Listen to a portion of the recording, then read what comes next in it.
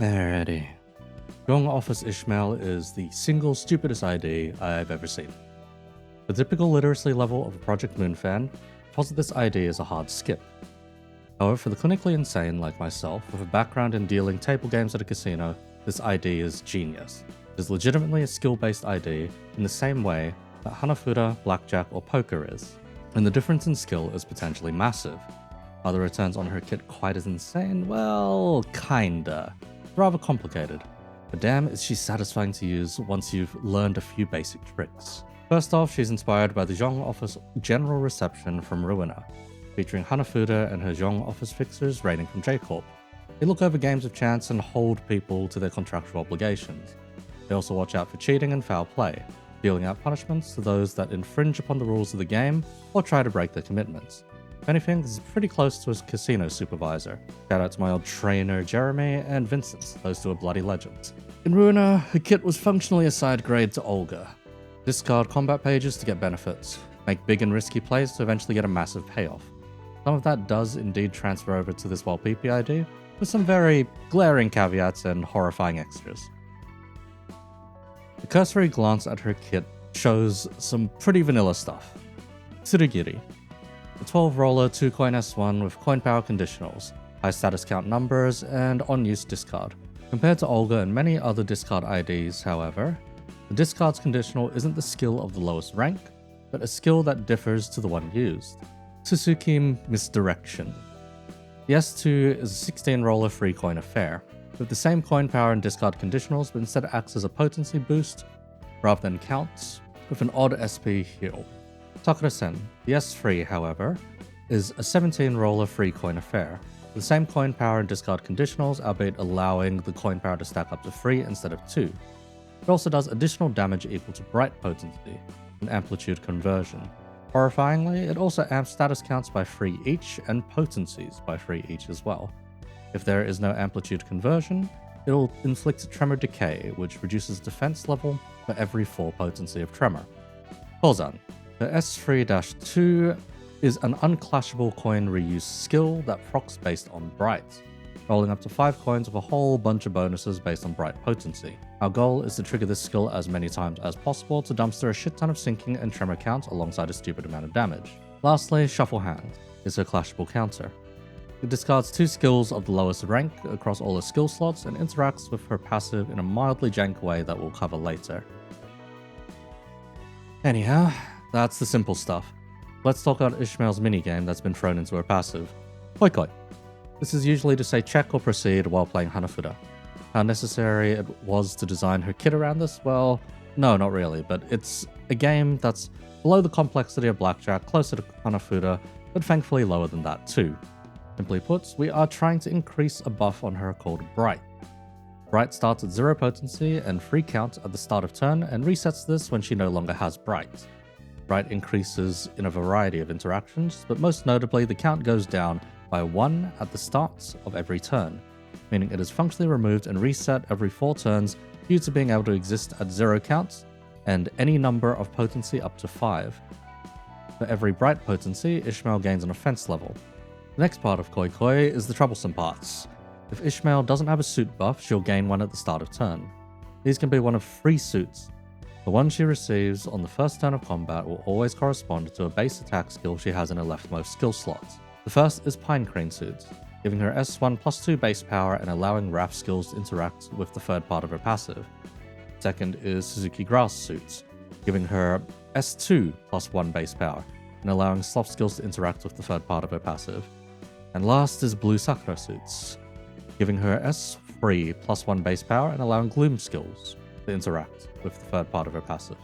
On combat start, regardless of which skill was used in the leftmost slots, the suit buff will be changed to its Sin Affinity on the next turn.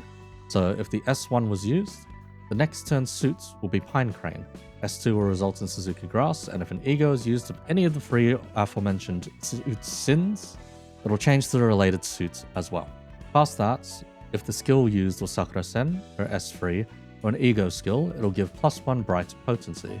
Essentially in this regard, her S3 and Ego skills are wildcards / jokers. Now, if you use a skill that matches the Sin Affinity of the suits Ishmael is currently affected by, you gain +1 more Bright potency. If this is a successive turn in a row that you have matched the suits, you get another +1 potency. On hits, you'll also trigger a tremor burst for 1 tremor count, and have a 25% chance to gain an ego resource corresponding to that skill's affinity.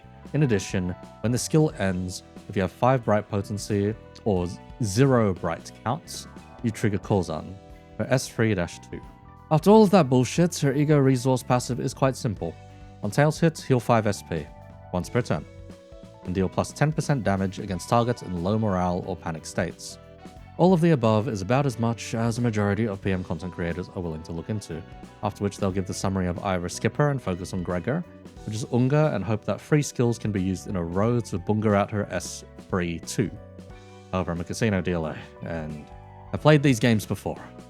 Dealt them in high stakes tables, and her kit has hooked me on effective play patterns and optimizations. How the fuck do you use her effectively? Well, you see, that's an entire extra page of theory and rigorous understanding of Limbus before you get there, so let's dive in head first. First off, your starting pattern matters a lot. It informs of the potential for different routes and whether or not you will be bricked and are more likely to choke. Easily the best pattern to run into is free S1s. Guarantees that you have the Pine Crane suit, plus buffing her S1s. That, and you won't be discarding any of them when used. By turn 3, you'll trigger Coulson and it will be bright and happy days. No ego needed, no deck manipulation, just remember to slot S1 into her leftmost slot. Okay, but what if you start with S2 and Suzuki Grass? Well, you can S2 to get Koi Koi started, maybe S2 again if you start with 2 S2s or had an upcoming S2. What now?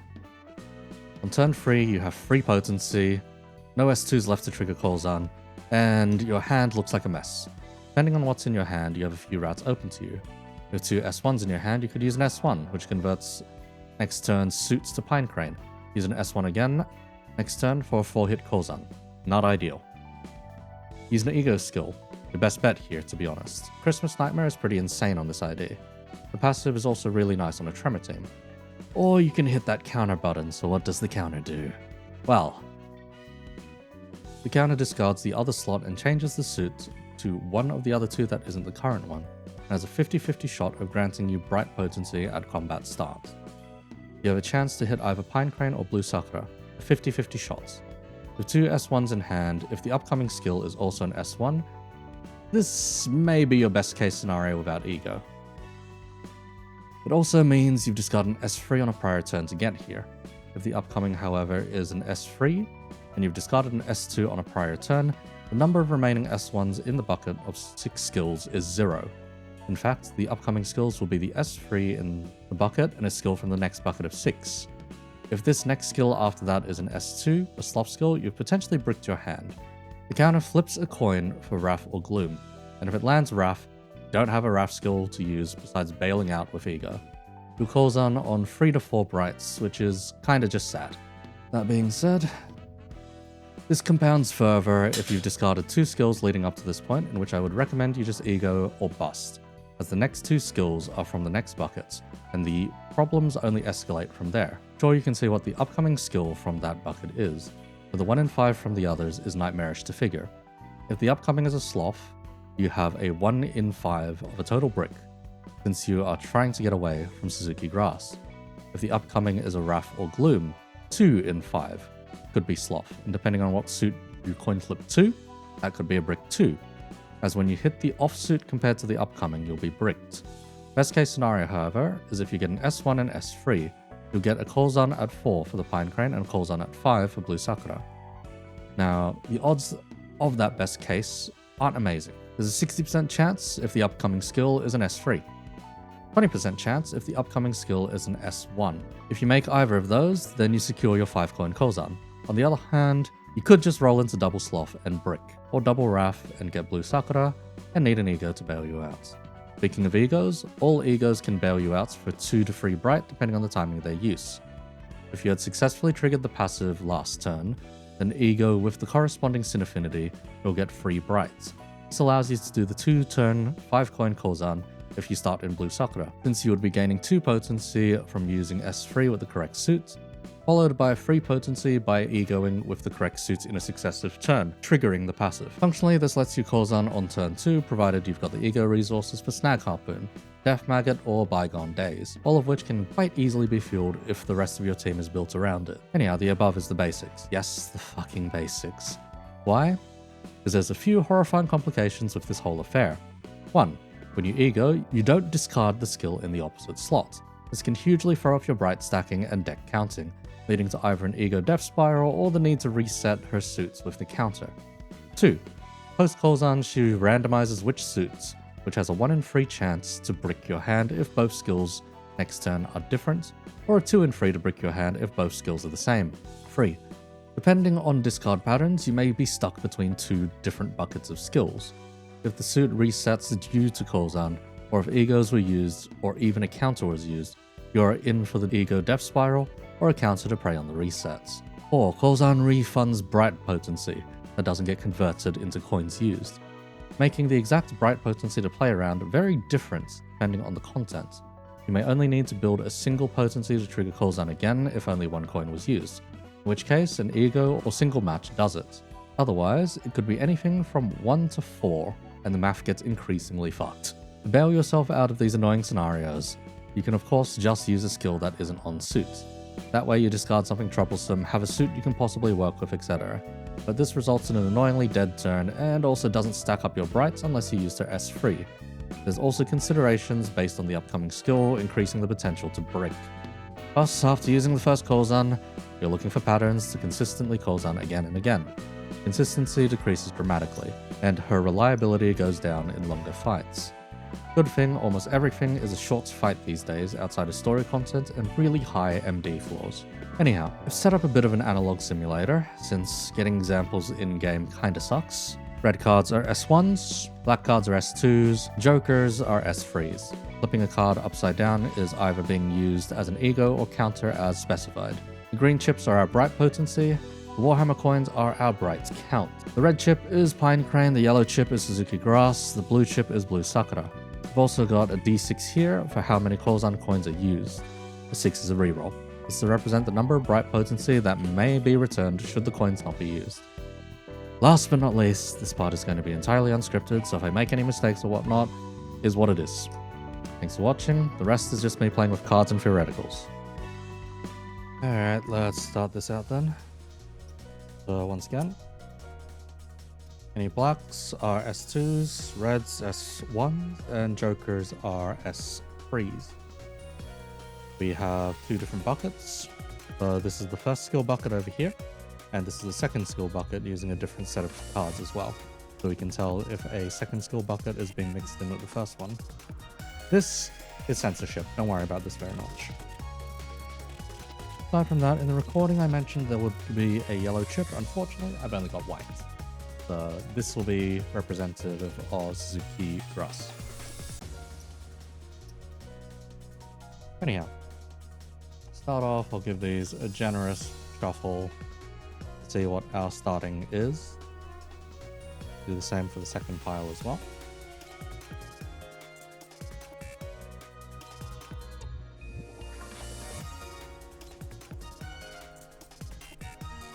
Okay. After that, we'll roll a d6 to figure out what suit we start in. Actually, no. We'll need to draw our skills first. So these would be, let's say, slot 1 is an S3, slot 2 is an S1, and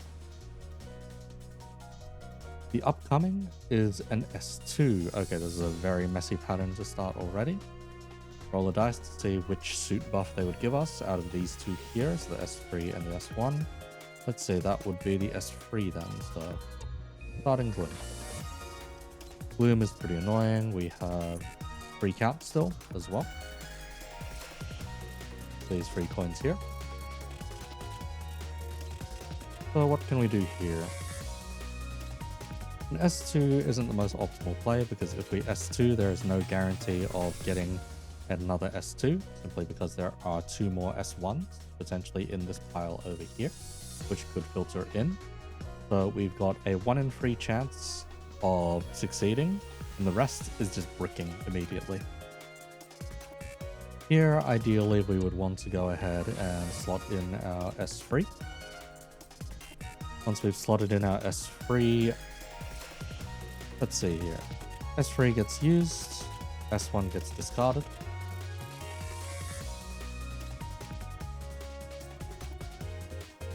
Off that we gain 2 because it's an S3. We lose 1 count. Skill drops into the slots.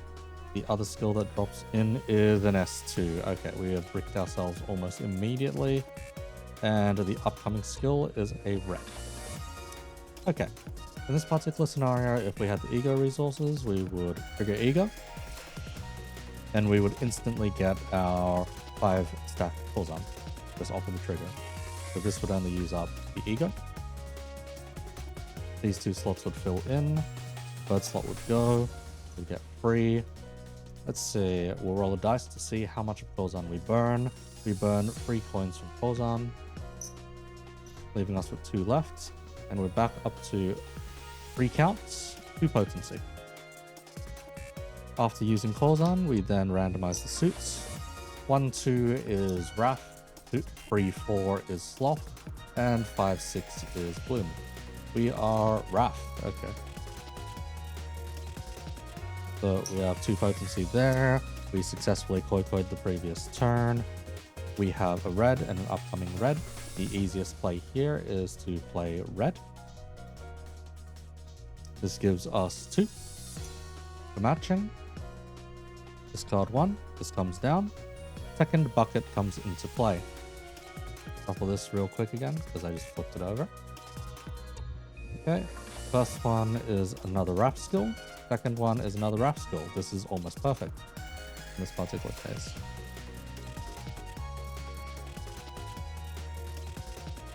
Now, for simplicity's sake, let's go ahead and use another. We'll take a counterweight. We will use another Wrath skill.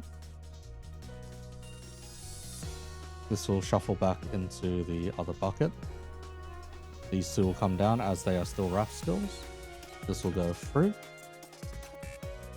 We get an upcoming Sloth. Pulsar triggers. Pulsar only uses 1 coin, giving us 4 bright remaining again. We then roll to see what suit we land in. We land in Wrath. Okay, this is maybe way too good of a run, all things considered. Because we've only used 1, we still got 4. We're back at 3 potency again. We then go ahead and use another Wrath skill. Going down, we get our bright. We get our bright. We instantly trigger Pulsar again. This time is a reroll, still a reroll. We go through 3 coins, so we're down to 2. We roll again to randomize. That is a Sloth one this time. Okay. We are still back at 3 potency again. You can see the general flow at this point, yes? Okay, seeing the new setup we've got.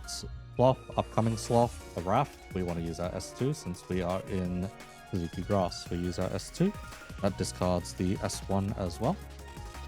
Since we had previously Koi-Koi'd, we get 2. This goes down. 1 and 1. Okay, what can we do here? Well, easy. We use the S2 again. Potency drops by 1, or the count drops by 1.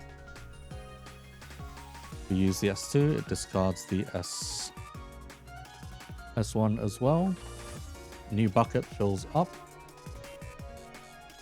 From the next bucket, we roll for Pulsar. It only uses 2, so we still have 3. We have 3. Now we roll for what suit? It is Wrath. Okay, so here's where things get a little bit more complicated now.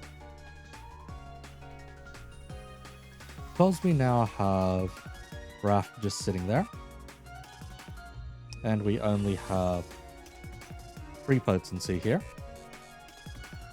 We don't have any Wrath skills. We do have Sakura Sen though. But if we wanted, We could go ahead and get one more bright potency off of this and not trigger calls on yet. We could ego, say capote, for example. And that would instantly trigger calls on due to koi koi. Unfortunately, since we are not matching, even if we use Sakura-sen, it won't help too much. So we could use a counter. What would the counter do? The counter would then pick between either, let's see, pick between either blue or yellow. And unfortunately, that's not in our upcoming, so our best option here really is to ego or to just take the fall and only get 4 out of it. In this case, we'll just take the fall. We'll use Sakura-sen. That gives us 1. It changes us over to blue. These come down. Let's say this comes down. This gets discarded with Sakura-sen. Our next one is yellow and a red. So this is like shitty scenario now because now we're at 2 counts, 4 potency, and no good way of raising the potency. Here we can bail ourselves out in a couple of ways. We can flip the counter. Now for this example, let's flip the counter. On a 4-up, we get 1 extra bright and trigger calls on immediately. If not, we fail. We fail to get a bright, so we do not trigger calls on. This also discards the S2. So now we have more problems instead. Because now we are seeking between Wrath or Sloth. 1 to 3 is Wrath, 4 to 6 is Sloth. We got Wrath. Okay, we may have a chance to trigger. Count goes down by 1. New skill slots. Okay, we have a very damaging choice we can make here. We don't need to use Gloom. We don't need to use the Wrath skill anymore. We can just use Sakura-sen and get an S3 right into the S3 too. So we can go ahead and do that. That kills this one. This kills this one. This one comes down. We get Kozen going off. Reroll. Only 2 potency gets used, so we still have 3. This first set of skills needs to get shuffled in again. Comes down as an S2, S1. Okay, and since we've already triggered Kozen resets it to Wrath again. Okay, not bad. This is more workable than you'd expect, basically. So then we would trigger Wrath. That gives us 2 potency due to, let's see, no, it would only give us 1. We didn't manage to koi koi previously, so it would only give us 1. Which is a bit awkward, since now we're only at 2 counts, going down. This comes down. Trigger, trigger. We are still in Wrath, so we can play it 1 more time. Wrath kills the S2 as well. We go up to Kozen. Roll, only 1 is used. Game. 2 more skills are drawn.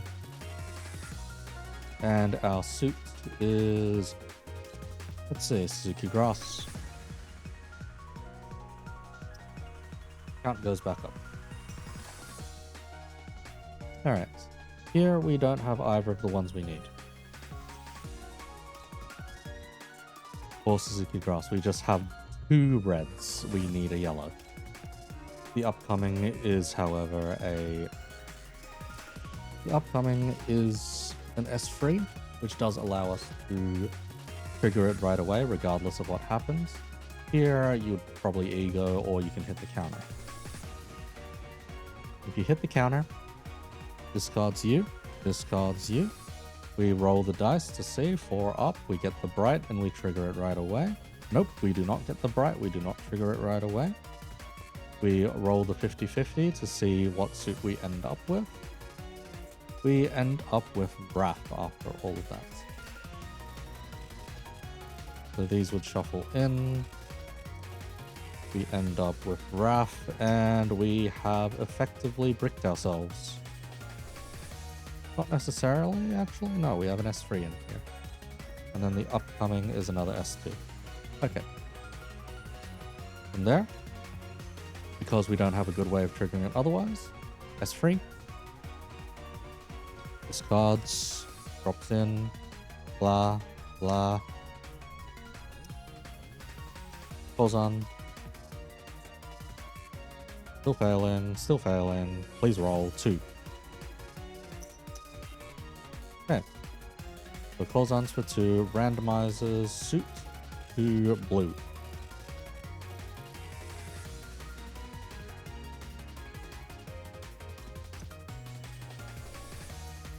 Alrighty. So we have 3 potency, 3 counts, blue. We've got blue still in here. We can just use the blue right away. That kills these 2 off. That comes through. Red, red, 2. Calls on. The roll for how many coins got used off of Corzan. 2 coins got used off of Corzan. We still have 3 potency. Roll for which one we get. We need 1 or 2. If not, then this may be screwed. We got a 6 off screen. So that goes straight back to blue. We have 3 potency, blue. And we have 3 red cards in hand. That is a full brick now.